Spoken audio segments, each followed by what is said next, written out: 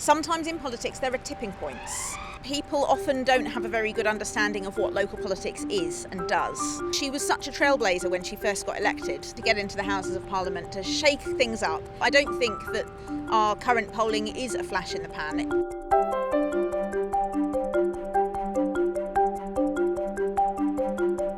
I didn't start off with an intention of being a politician at all. I moved to Bristol after I graduated in 2009 as an engineer to work in the renewable energy industry in Bristol. And I did that for a few years and got more and more involved in campaigning, joined the Green Party after meeting some people who are Green Party members, and I learned more about the party that way, but still with no intention of being a politician, just to get stuck in and help out. But then, a few people encouraged me to stand for election, and I went for it, and one thing led to another, and I guess here I am. One of the big moments for me in my kind of progression from not a politician to definitely a politician was in 2018. So I'd been a councillor for 3 years then, and I put forward the first climate emergency declaration anywhere in Europe as a motion to my council, Bristol City Council. And that motion, much to my surprise, I have to say, got cross-party support. It passed unanimously.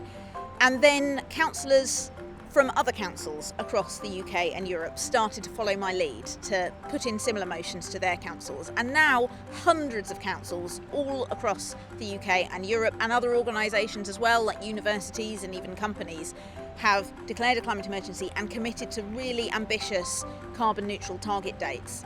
The Green Party have been consistently polling as the third most popular party in the UK for around 6 months now, so I don't think that our current polling is a flash in the pan. It is proving to be fairly consistent.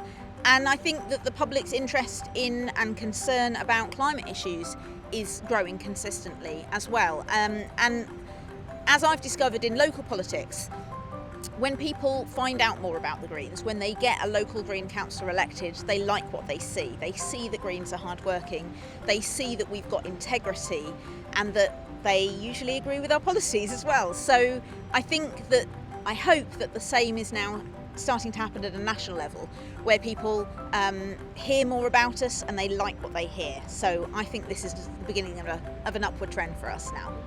Green policies are very widely popular, so things like public ownership of public services, which people might try and put somewhere on a policy spectrum, but actually there's a majority across the political spectrum for policies like that. The charity called We Own It has done some research on that that's really informative, and so part of my job as co-leader is making sure that people know about green policies, because generally when people hear about them, they like them. So the challenge is just getting the message out there. Politics, sometimes politics isn't linear, a bit like climate change that we've been talking about so much for the last few weeks up at COP in Glasgow.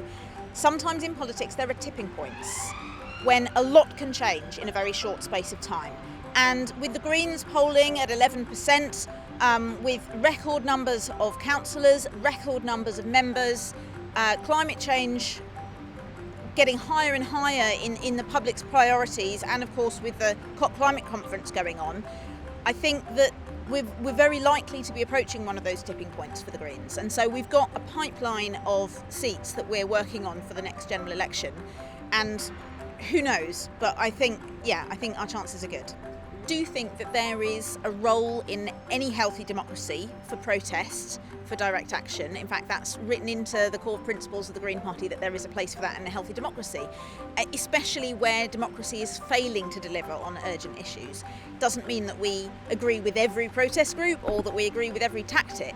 And our job, the path that I've chosen to take to achieve change is inside the political system, getting myself and other Greens elected, being the Greens in the room at the table, putting forward the policies and making change. Well, I'm tempted to say the best piece of advice I've had is to stand for election. So I didn't actually say yes the first time I was asked, and apparently that's a common thing with women. Women won't necessarily say yes the first time they're asked to stand for election, in the same way that women often will not put themselves forward until they're really well qualified for the job, whereas men will put themselves forward on average when they only meet half of the criteria. So I'm really grateful for the people that didn't take no for an answer the first time they told me that I'd be a good politician, and I now always try and pass that on and encourage women and other underrepresented groups in politics to consider putting themselves forward. In local politics, where I'm a councillor in Bristol, I think one of my bugbears is that people often don't have a very good understanding of what local politics is and does. And that has sort of bad sides in both ways, in that there's lots of people who don't know what a councillor is, they don't know what we can do for them, and so there's residents in my ward that are suffering and they could contact me and I could help them sort it out, but they don't know I exist, and of course I do my best to fix that, but you're never going to reach everyone. But then on the flip side, a lot of people think that councillors are the same as MPs, and I get people making sort of shirty comments assuming that I'm on 60 or 70k, which is a very long way from my salary. So yeah, that's a little kind of little gripe, I guess. If I was Prime Minister for just one day, I would change the electoral system so that we had a fair voting system, a proportional voting system, because that's then the lever by which we can change all of politics, because then the number of seats that each party holds in here will match the number of votes they receive, and that will open the door to progress in so many other ways. There's a lot of people that I admire from other political parties.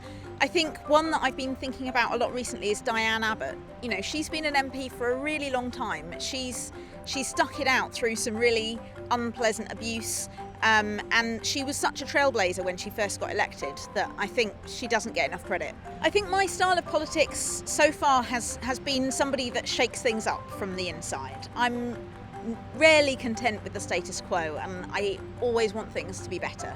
So that's what I want to do. I want to get into the Houses of Parliament to shake things up and to, you know, whether that's on climate, whether that's on the economy, whether it's on social justice.